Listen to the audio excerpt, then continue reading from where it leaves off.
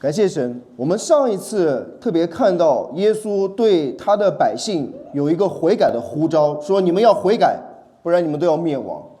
他特别也讲到说，如果你不悔改，就像那个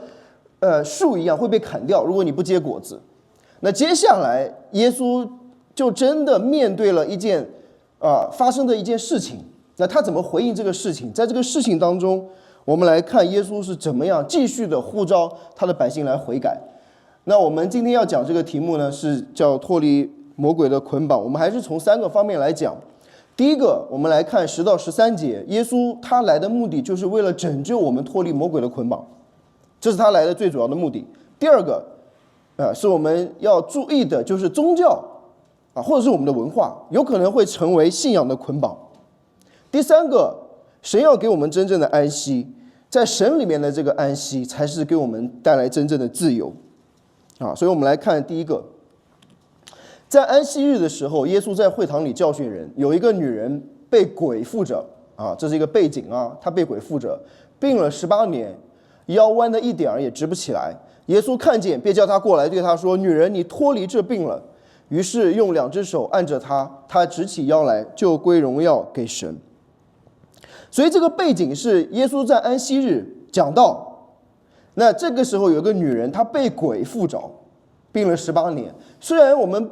这里没有说她被鬼附着，她跟她的生病有直接的联系但是我们知道这个就表明这个女人呢一直在魔鬼的权势下，魔鬼的捆绑当中，或者你可以说她被这个疾病所捆绑已经很多年了，18年人生没有多少个18年。但是耶稣看见她，就怜悯她，对她说：“女人，你脱离这病了。”这个在原文是一个被动的时态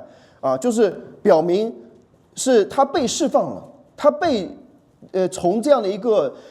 捆绑当中，不管是疾病的捆绑还是魔鬼的捆绑当中被释放出来。然后耶稣不仅说他脱离了，而且用2个手按着他，表明他的一个怜悯，表明他真正的关心这个人，他就立刻直起腰来，就归荣耀给神。所以耶稣来安息日来教导。你想在安息日上帝设立安息日这个日子的目的是什么？就是因为平时一个星期6天你要工作，你很辛苦，终于到了安息日，你可以来到神的殿中来敬拜神，或者是说你可以在这个安息日享受神给你的这样的一个安息，这个 rest， 对不对？就是你脱离了原来的这种平时工作日当中的这种辛苦，你脱离了那种忙碌，脱离了那些焦虑，你终于进到了主的里面享受安息。所以当耶稣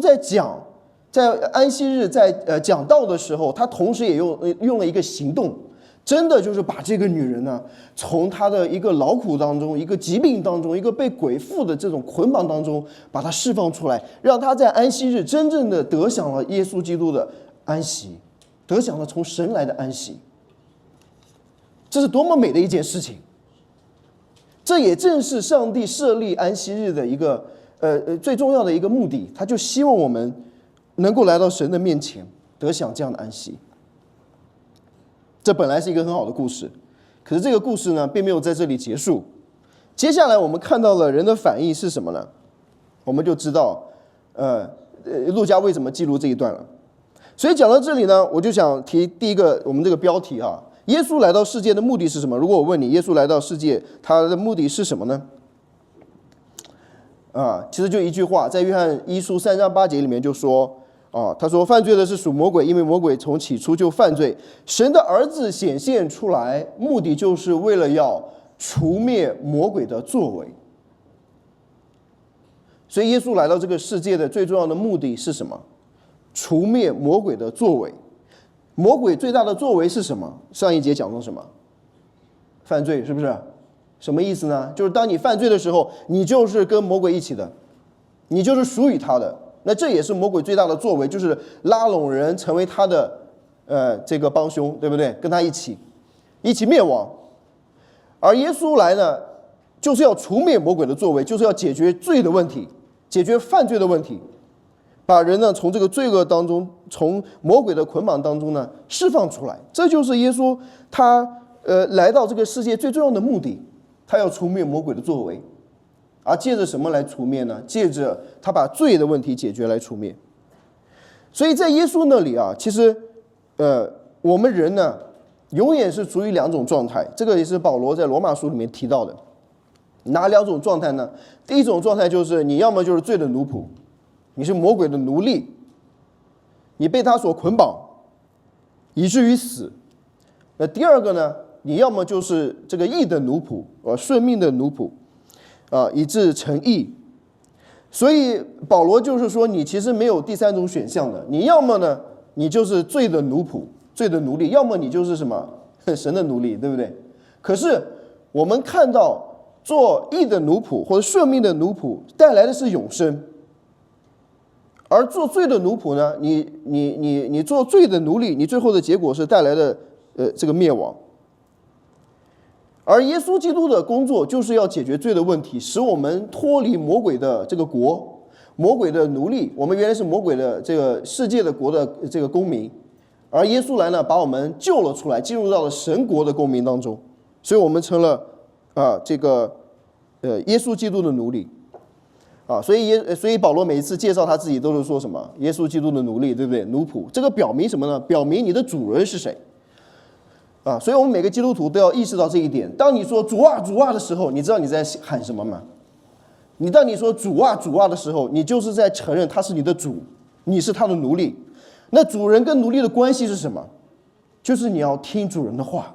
你要顺从他，就是这样。所以为什么旧约不断的强调听命胜于献祭？上帝真的希望你去献那些动物吗？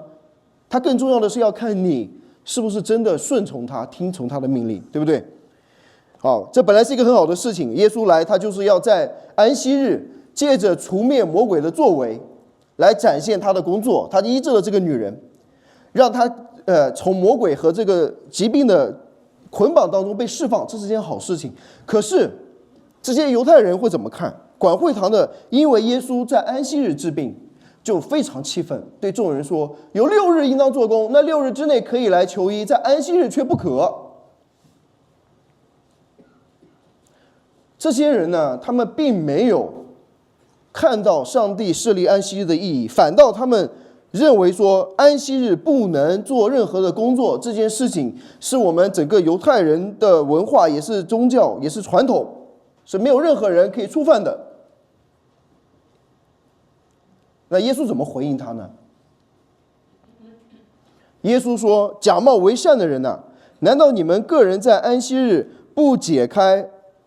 这个槽上的牛驴，可以牵出去饮吗？那在这里呢，我标红的，其实你看这个对比都是说安息日。那犹太人说安息日你不能做这个，可是耶稣说安息日可以做这个。耶稣在用一种什么样的方法让他们明白呢？其实这个就是最简单的逻辑方法，是不是？你说如果安息日什么都不能做工那为什么你们在安息日可以解开槽上的牛驴给他们喝水呢？为什么？那这个是有个背景，因为在犹太人的他们的这个塔木德还有米士拿，就是他们这个犹太人的律法师的解读当中，他们是特别讲到安息日，如果那牛驴要喝水，你不能一天不让它喝水是不是？那你是不是要给它喂水喝？同时耶稣也在另外一段经文里面也用同样的方法说，如果你家的这个羊掉到坑里面了，你不把它拉出来吗？是不是？而且犹太人也特别说，安息日如果面对那些就是说生命危险的这种处境的话，你要伸手来救他，就是非常紧急的情况，你可以来救他。所以是有例外的，不是没有这些例外。所以他们对耶稣的指控是不对的。而他们其实的指控，他们的逻辑是什么呢？就是这个人已经病了18年，他不是那么紧急的。如果你想医治他，你可以第2天医治他，是不是？那你非要在今天安息日医治他，你不是故意找毛病吗？你不是故意来去挑起纷争吗？你再等1天，他已经等了18年，你再等1天又怎么不可以呢？所以这是这些管会堂的人他们的问题。所以当耶稣来这个用安息日跟他们讲道理的时候说，如果你们说安息日什么不能做，为什么你们可以去给牛驴喂水喝？为什么当羊掉到坑里面你会把它拉出来？为什么遇到一些紧急的情况你还是可以救人？那为什么我在安息日救个人你们觉得不可以呢？所以耶稣其实就是用他们的话来去让他们明白他们这个思维当中的破口，思维当中的漏洞。所以这就回到了一个我们今天讲的这个问题，就是你发现我们的神呢是很有意思的，他有时候跟我们讲道理但有些时候呢讲的道理也讲不通。那最后背后真正的原因是什么？这个才是我们要去挖的，要去看耶稣讲的对不对的。对，任何逻辑正常的人一想，哎，对啊，那我平时安息日可以给牛驴喂水，为什么这我也是做工啊，也是工作那为什么他治了病就不行呢？他们不会这样想，为什么？因为他们被他们的宗教所捆绑，被他们的文化所捆绑，或者是被他们的自我来捆绑这个我们等一会来继续来深挖，为什么他们在这里听了耶稣讲的这个事情以后，法利赛人还有这些犹太人，他们不仅不觉得耶稣讲的对，反倒他们开始想要杀害耶稣。你看在这个约翰福音第7章里面这个张力就到了很大的一个地步了，就是他在安息日，你看他还提到一件事情他说然后耶稣说，摩西不是给你们传律法了吗？你们没有一个人守律法，为什么你要杀我呢？那些人说，谁想要杀你们所以耶稣早就看出他们的心，他们是想杀耶稣，而他们还不承认。然后他说，摩西把割礼传给你们，你们也在安息日给人行割礼。你看到没有？你连行割礼这件事情，如果那个孩子第8天刚好是安息日怎么办呢？那还是得行割礼对不对？你还是得做工那我在安息日叫一个人好了，为什么你们向我生气呢？所以上帝他说，你不要以外貌来断定是非，要以公平断定是非就是说你要搞清楚，我现在在做的这件事情，它是不是一个公正公义的事情。你不要用外貌也好，以人的意思也好，或者是你的自己的宗教、你的法律，或者是你自己的判断来去判断，而是以公平、公义、公正来判断所以我们的神呢，其实他是很讲道理的他是有逻辑的，他是有理性的。所以当神创造我们的时候，我们也是有理性的，所以我们要好好的使用我们的理性。所以保罗说，你们祷告的时候不仅要用灵性祷告，也要用什么祷告？悟性祷告，是不是你要知道，神既然创造了你的理性，你就要好好的去用它。所以耶稣用这种逻辑让他能够知道说，你在这个当中你自己逻辑背后是矛盾的。你安息日去行割礼，给牛羊喂水，这个牛羊掉到坑里把它拉上来，这些你都可以做，为什么我医治一个病人不可以呢？你自己逻辑有漏洞，你没有发现所以我一直都强调在基督教的这个古典教育里面，你们知道基督教古典教育特别讲的有3义哪3义呢？文法、逻辑和修辞。其中呢，逻辑尤其是如果你是在这个中国大陆的背景你会发现呢，中国是不教逻辑学的，他不敢教逻辑学就毁了如果每个人都有脑子就完蛋了最好就是大家都没有脑子，只有一个脑子。所以当你教逻辑学的时候，你就知道说，原来这个领导人讲的不一定都是对的，他自相矛盾。原来你开始有 critical thinking 你知道怎么批判的看这些事情这个时候人就变得很危险，因为他有自主的判断力，你讲的对不对，是不是公平，是不是符合逻辑。所以这个是很重要的这也是西方为什么很看重这个的东西，它的一个原因从小就要培养他的逻辑思维。所以你看神他其实用逻辑来面对人，对治人的。我觉得在圣经里面我最喜欢的一个故事我觉得神在这个当中最展现出来他的这种处事的方式，就是在约拿书里面你们其实都很熟悉约拿书，对不对？我觉得约拿是一个非常有意思的人，他非常有血气，同时呢非常有这个个性。他是我觉得在旧约圣经里面唯一一个敢正面跟上帝硬刚的人，敢直接怼上帝的人，敢直接说神你是错的，我是对的，他就敢这样。哇，这个很厉害啊！你竟然敢这样对待这位创造宇宙万物的全能的神，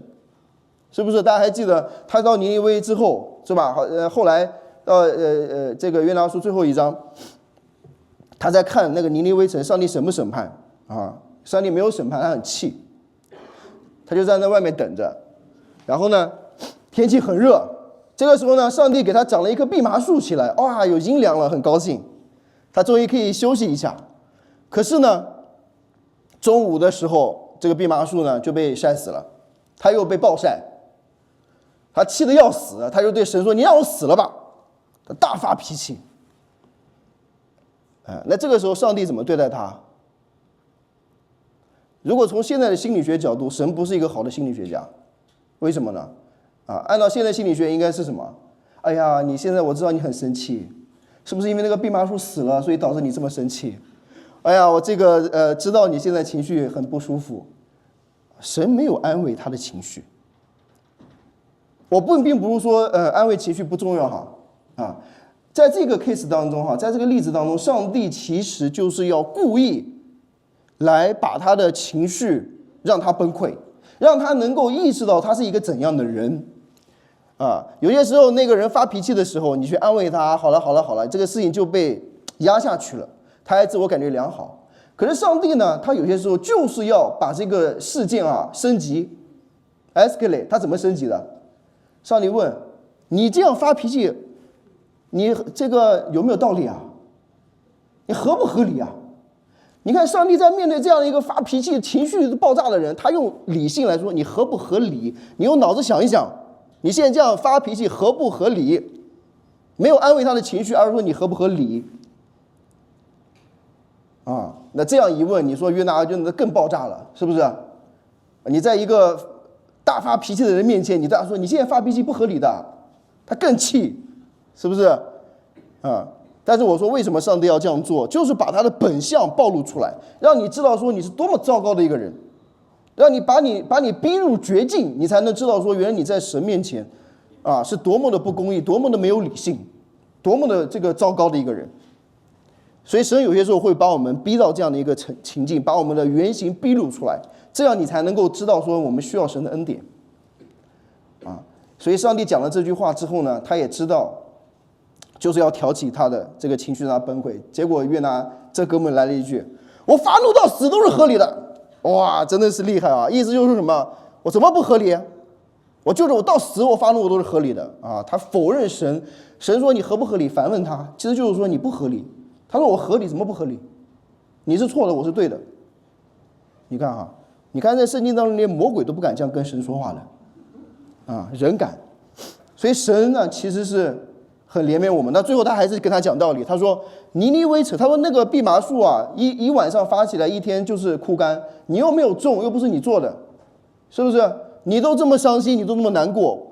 那尼尼微城里面不分左右手的人就指这个 baby 不分左右手的12万，我能不爱惜吗？到这里呢，其实约拿书就结束了。我不知道如果你是约拿，你听到这个道理，你是不是就被说服呢？可能并不一定因为他在那个时候他的理性已经不发挥作用了。所以呢这个但是主还是跟他讲道理的我们神是讲道理的神，对不对？他还是跟你讲道理的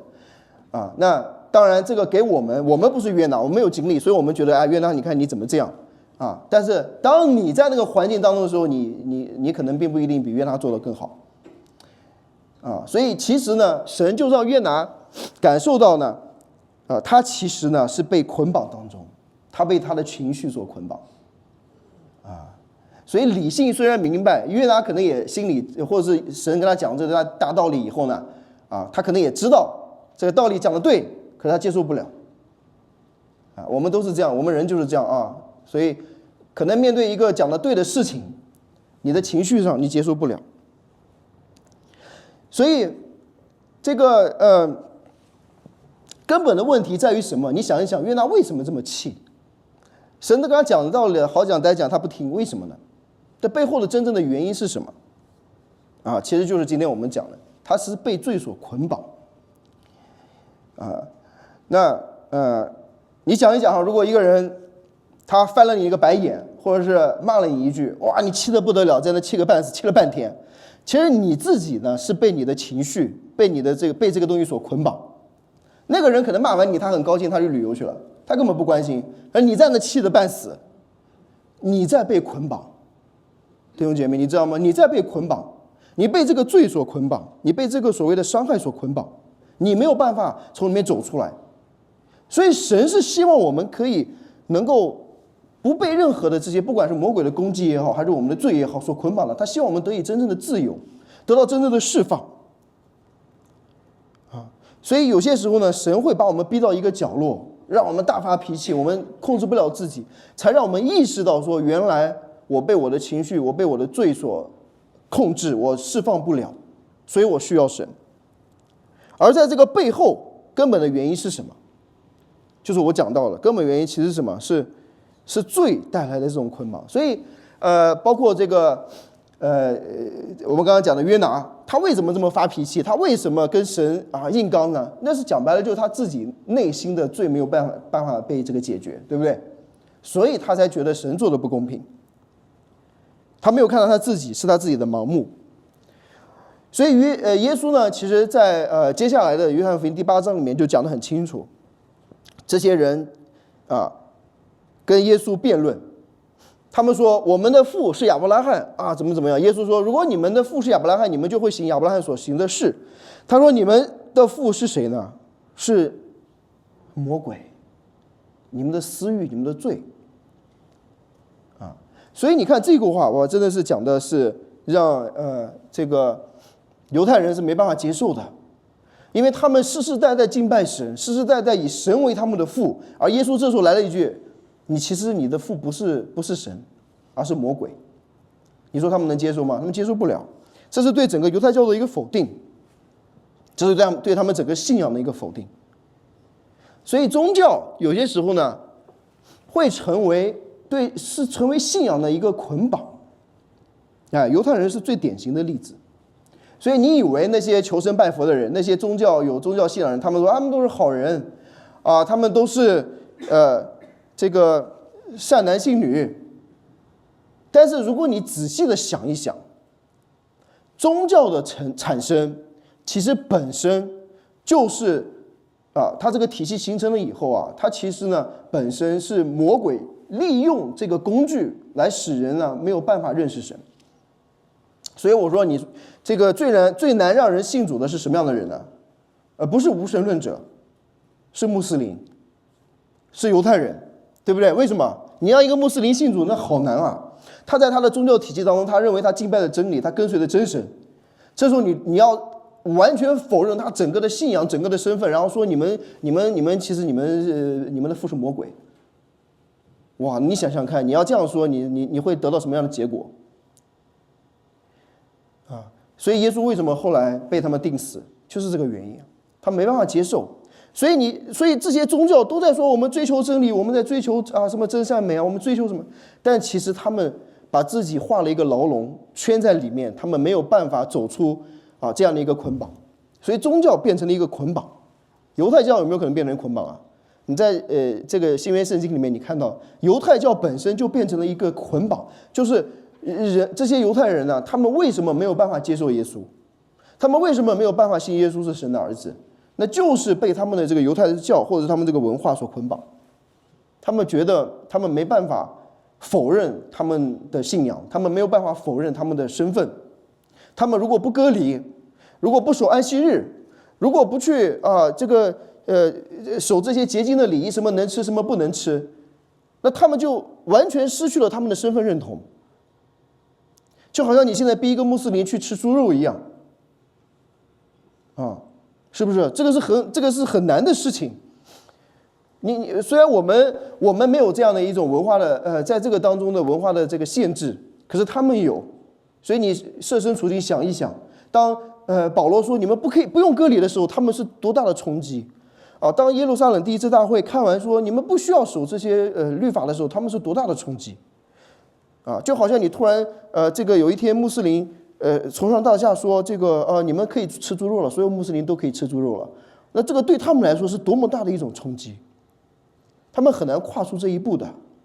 所以这个宗教是成为信仰的一个捆绑，以至于他们没有办法真的来认识神，这也是他们拒绝神的一个原因。那接下来我讲一点比较刺激的了啊！你看我都讲完了，犹太教也讲完了，穆斯林也讲完了，接下来该讲谁啦？对啊，我们反思别人都反思很好，你看你被这个宗教捆绑，你看你被你的宗教捆绑，有没有反思基督教本身也有可能成为一个信仰的捆绑？有没有反思过这个问题？我说的是宗教啊，我说的是宗教。所以你可不可能一个人他在一个宗教当中，他说我是基督徒，他在一个我去教会，可是他真正不认识神，有没有可能？这不仅是可能的，而且是个现实。很多人都处在这样的一个环境当中，他以为他真的认识神，他以为他真的认识耶稣基督，可是他所信的呢，其实是一个宗教，是一个宗教体系，是所谓的基督教，或者是我们所谓的文化基督徒。你如果问很多西方的人不管欧洲还是北美，你问你是不是 Christian， 是不是基督徒？是基督徒。你再深问进去那这个你说是信的基督是谁以前这个 PU 这个 Pew Research 就这个 PU 这个调查中心，他们曾经呢对几千个基督徒做这个调查就是说问了一些最基本基督徒应该知道的，就是耶稣是神的儿子还有就是神是三位一体的等等这些比较最基本的，我们就说你只要是基督徒你应该都知道，你神是唯一的救主这个也是最基本的那他就调查这些声称是基督徒的人，就看看大家的反应怎么样我看了那个表格之后，我发现有一个我觉得很让我诧异的就是耶稣是唯一的救主这件事情呢，可能大概只有一半的人不到40%几的基督徒承认这个是对的。耶稣是神的儿子，可能也就一半多一点，人们认为这个是对的，就基督徒认为是对的，就他自认为是基督徒，他认为是对的，这个就是现实，弟兄姐妹。如果按照这个比例，你可以说，也许在整个的这个全世界是不是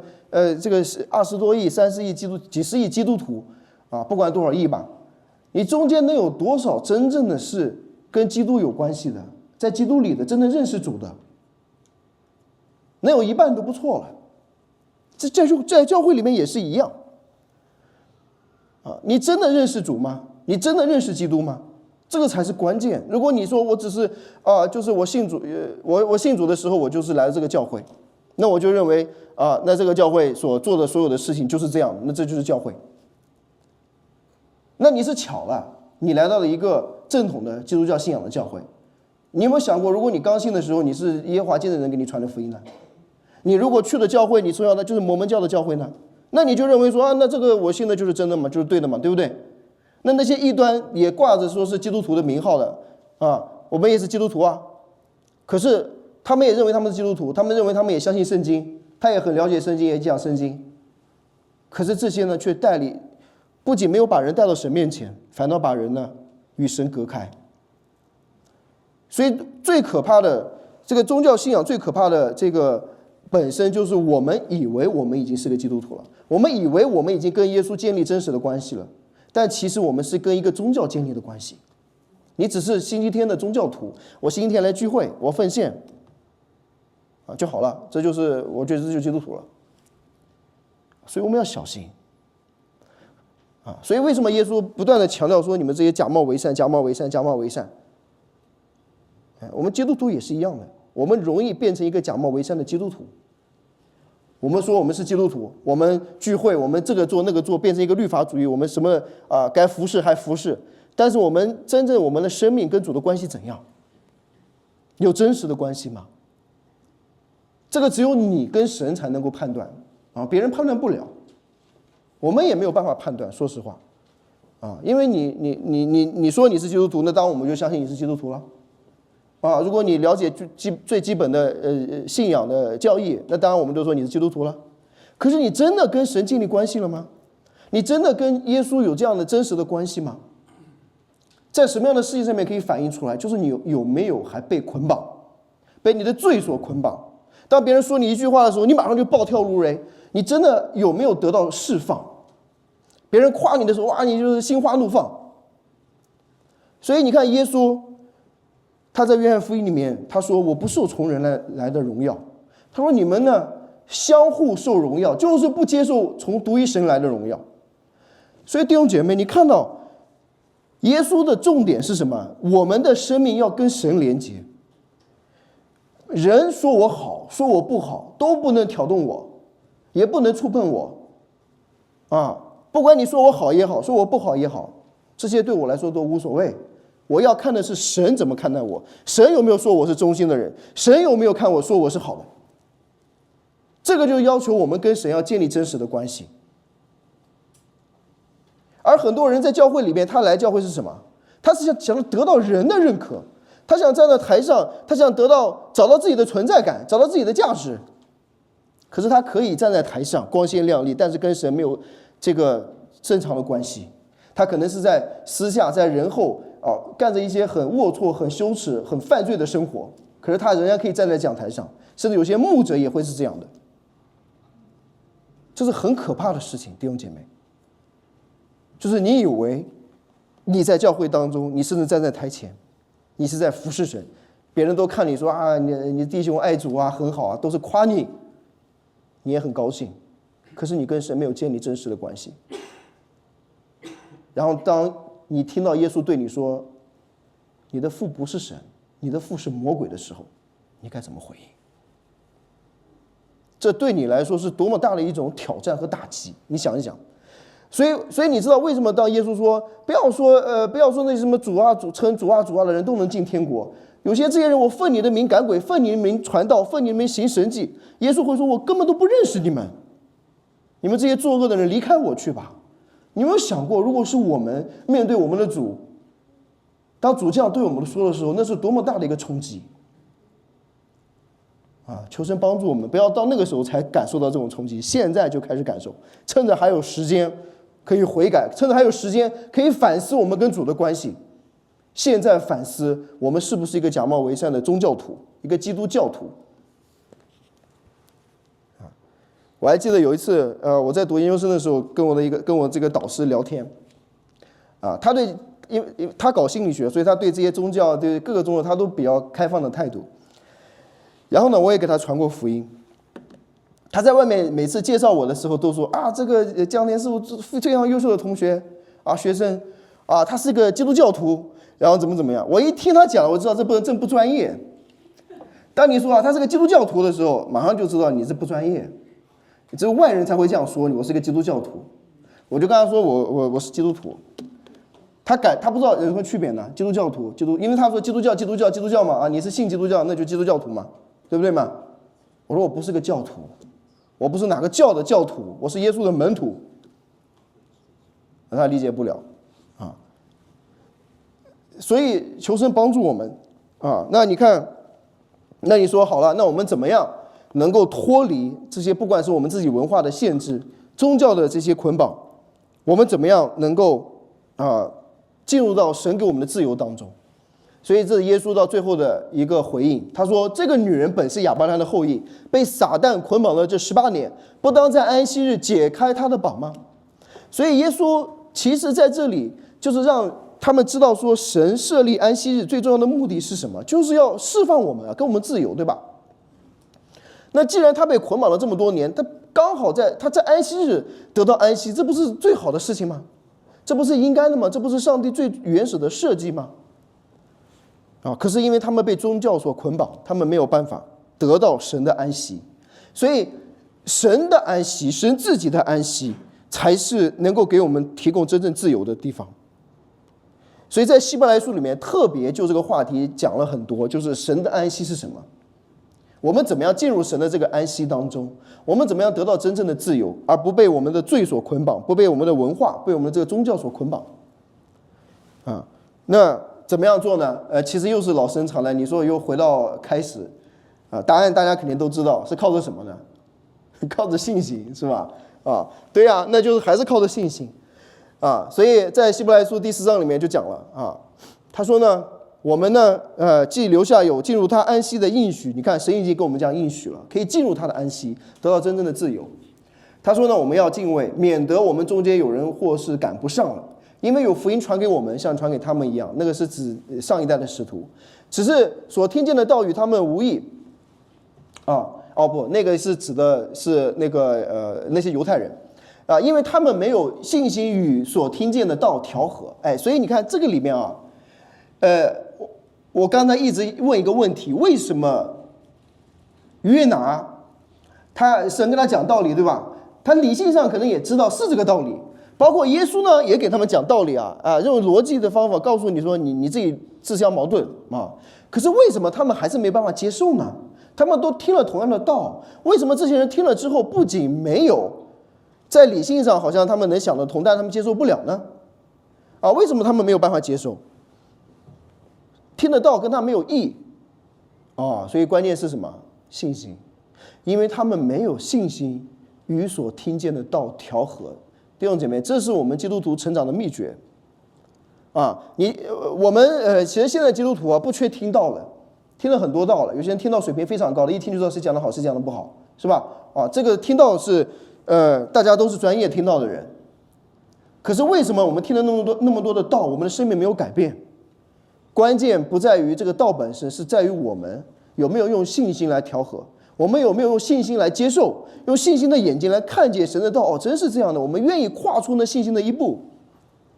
我们相信神的美意是好的，即便我的理性现在没办法理解，即便我觉得神做的事情不符合我的理性，可是我们还是愿意跨出那信心的一步，相信神的作为这个才是我们基督徒成长的秘诀。如果你想进入神的安息，不是靠着理性，也不是靠着眼见，而是靠着信心。所以他就说，我们已经相信的人得以进入那安息，正如神说，我在怒中起誓，他们断不可进入我的安息那个是指向他们那些在旷野的时候，这些以色列人，他们不信神的这个带领，对吧？好，那接下来呢，希伯来书继续说，既有必进安息的人那先前听福音的，因为不信从不得进去所以他说那些人是不信，所以没有进去那我们呢要竭力进入那安息以免得有人学那不信从的样子跌倒了。所以你看希伯来书的作者其实在这里呢，他不断强调一件事情，就是你要这个安息，神已经给我们应许了，已经预备好了，那你要进去，听了福音不够，然后呢你要怎么进去要相信，而且你要竭力的去相信，你看到没有？所以这个信心是需要努力的，是需要你跨越你的这个门槛的所以不是容易信。那当然一件事情你觉得容易信可信，你当然就信了。对于神的作为，对于神给我们预备的安息，就是我们人觉得很难以思议的，我们才更需要信心。所以最后我们还是回到这个话题你跟一个人辩论，不管你跟他辩论什么，你跟他讲道理即便你道理讲的是对的，即便他也认为他讲的你讲的是对的，但是他没有办法接受。这个事情是很普遍的，这个事情非常普遍的。有些时候他会觉得说我知道我错了，但是轮不到你说我错，你不能说我错，我可以说我错，你不能说所以我们人就是这样的，很多时候就像约拿一样，我们不是按公平来判断，我们是按照我们个人的样子来去判断。所以那个最根本的是我们背后的罪，我们背后的老我，我们背后的 ego 在捆绑着我们，阻碍了我们真正的去跨出信心的那一步来相信。你知道当你要跨出信心的这一步的时候，第一件事情你要做的就是放下你自己，放下你的自我，放下你自己对自己的信任，放下你自己对你自己理性的这种信任，放下你自己对你感受的信任，对你情绪的信任，你这些都放下之后，然后你才有可能来相信神，来依靠神。不然你听了这个福音之后，你听了神的道，你没有办法真正的信从你看英文那个从翻译的很好，对不对obedience 很重要啊，信从。所以你不仅信，你还去从，是不是？你要去知道这个神要求我们的信心就是这种单纯的信心。这也是为什么神要求我们像小孩子一样的信心你的文化、你的知识、你的学历、你的经验你的宗教，这些很可能会成为你的捆绑，成为你信心的捆绑，你放不下这些。孩子们不会，他们没有这些东西，他们就单纯的信靠。这是神要求我们的信心，除非我们有这样的信心，我们才能经历到神的大能，我们才能够经历到神的安息，我们才能经历到这种真正的自由和释放。你但凡放不下，就表明这个东西在捆绑你。你放不下别人对你的认可，放不下别人你就必须要听到别人夸你好，你就必须要别人认同你，你就必须要别人就是说你好听的。你放不下这些，其实你是被这些在捆绑，你被捆绑，你还不知道在我们中国文化当中，最大的一个捆绑是什么面子。中国人放不下面子。虽然我们说死要面子活受罪，是不是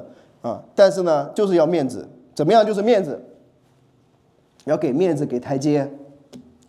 这也是西方跟中国相处的时候，你看到领导人之间那可能西方不讲究那么多面子，但中国讲究你看现在这个国和国之间相处的时候出现很多这个领导人这个层面的这个张力和问题，其实是对对方文化的一个不了解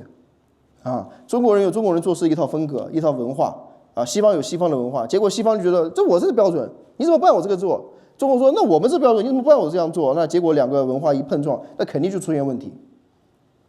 那只有在福音里才能解决，两边你都要把这些放下